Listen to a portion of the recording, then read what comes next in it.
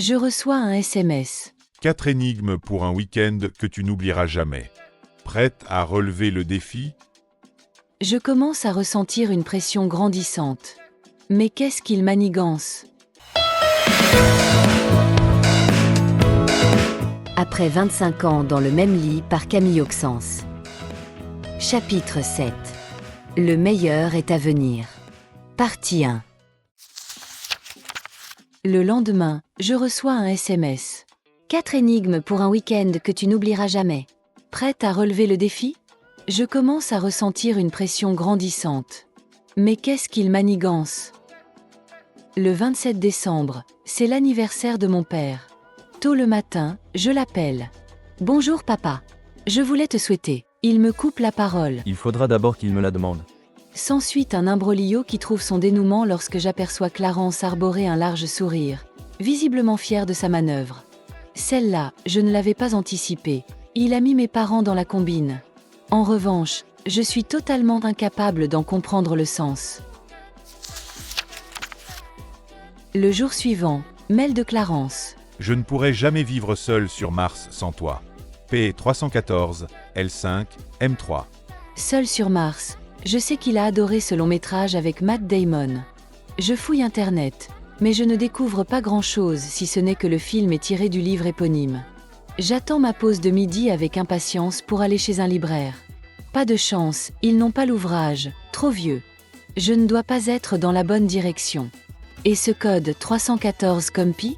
Les L5? Rien ne me vient.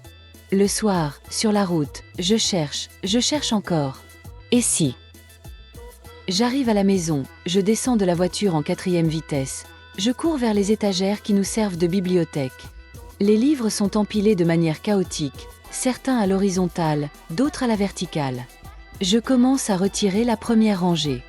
Et voilà! Il apparaît devant moi, avec Matt Damon et son casque martien sur la couverture. Je feuillette frénétiquement jusqu'à la page 314, ligne 5, troisième mot. 1976. Je ne suis pas plus avancé. Nouveau jour et rien ne se passe. Pas de mail, pas de SMS, pas de coup de fil. Je suis tellement frustré. Je retrouve le soir Clarence qui est en train de changer un luminaire. Je l'invective gentiment. Alors, mon indice, je n'ai rien eu aujourd'hui? La réponse est immédiate. Au lieu de râler, peux-tu aller me chercher un tournevis cruciforme, s'il te plaît? Il m'agace presque. Du coup, je prends mon temps. J'entends sa voix dans le salon me dire. J'en aurai besoin assez vite. S'il est pressé, il n'a qu'à se déplacer lui-même. Je m'exécute presque à contre-cœur. C'est toujours le foutoir sur son établi.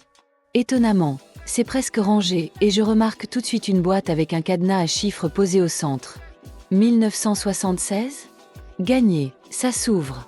Elle contient une feuille pliée en deux sur laquelle est inscrit 44.845-1922. Ce matin, Clarence est parti tôt. Il m'a glissé à l'oreille. Je compte sur toi pour faire le ménage en profondeur. Indice? Pas indice. Je suis à l'affût du moindre signe, même lorsque cela n'en est pas un. J'y pense et puis j'oublie jusqu'au moment où je remarque un papier sous un cadre photo. Je commence à râler en mon fort intérieur envers la personne qui l'a posé là au lieu de le ranger tout de suite. Ce serait si simple, mais non. Je le lis et je comprends. Moins 0,619111. J'ouvre l'ordinateur et je trouve rapidement grâce au point GPS. Il s'agit d'un salon de massage.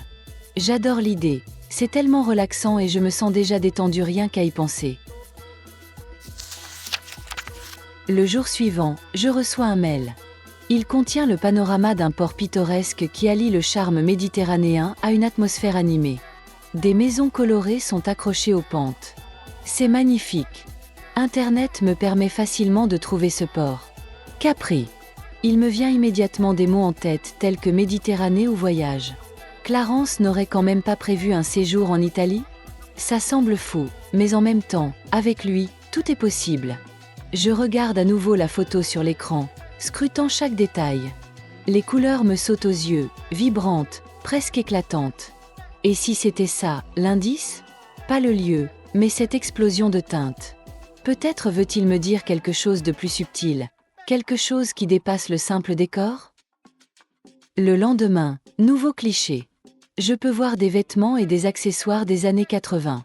Mais ce n'est pas une photo jaunie, ça semble récent, comme remis au goût contemporain. Je ne comprends rien. Quel rapport avec Capri, s'il y en a un d'ailleurs? Hier, l'image débordait de couleurs vives, aujourd'hui, tout paraît plus terne, presque fade. Je m'attarde sur les détails.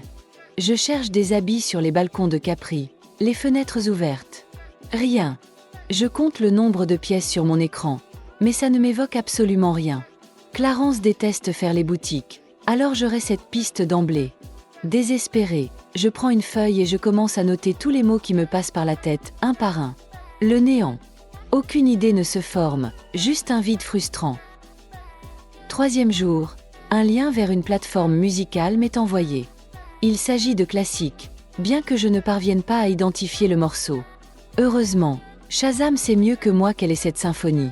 Le concerto pour clarinette et orchestre de Mozart. Lorsque Clarence était enfant, il a appris à jouer de cet instrument avec une implication évidente.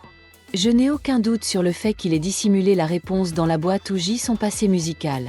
Quelle idée délicieuse de Clarence! Cet indice était bien trop simple à saisir. Le soir, je le questionne, l'air détendu, sur la possibilité d'aller pour le week-end chez ses parents. Mais à son regard interloqué, le scepticisme m'envahit, et je commence à me demander si je ne me suis pas trompée. Le matin suivant, un appel d'une voix synthétique est laissé sur mon répondeur. Rêve, vision, fantasme, illusion. C'est aussi original qu'incompréhensible. Les termes, tels des fragments d'idées éparses, se dérobent sans cesse, et je reste là, bloqué dans cette vacuité créative. Rien ne me vient, aucune inspiration pour éclairer le noir dans mon esprit. Je tente de combler ce vide en ajoutant des mots à ma feuille, des notions, des éclats de pensée. Mirage, utopie, hallucination, songe, mais tout demeure flou, détaché, sans lien ni direction. Je sens que je vais bientôt remplir cette page et que cela ne me mènera nulle part, pleine, mais sans fond, et l'angoisse me gagne. Un soupir de désespoir m'échappe, signe de cette impuissance que je ne parviens plus à cacher. Lorsque je reçois un nouveau message de Clarence, 24 heures plus tard, j'ai la conviction de ne pas être à la hauteur. Clarence s'est donné du mal et je n'arrive pas à déchiffrer les informations qu'il me fournit. Le château est magnifique, mais il va falloir que tu trouves notre chambre si tu ne veux pas rester à la Belle Étoile. Je relis mon papier, l'esprit en ébullition. Pour tenter de débloquer la situation, je me tourne vers Internet et commence à fouiller pour découvrir le nom d'un manoir en ajoutant au hasard quelques mots de ma liste.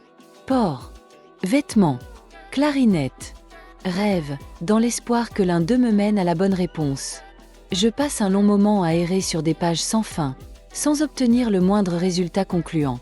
À midi, je persiste, mais sans plus de succès. À l'heure de partir, je décide de solliciter l'aide de Clarence. Dans un ultime sursaut d'orgueil, je lance quelques recherches supplémentaires avec château, Capri, concerto, songe. Et là, miracle! Bingo!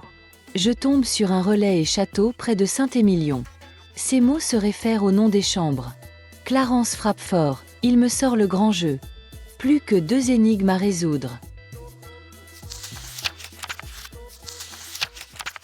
Merci d'avoir écouté cette première partie de chapitre.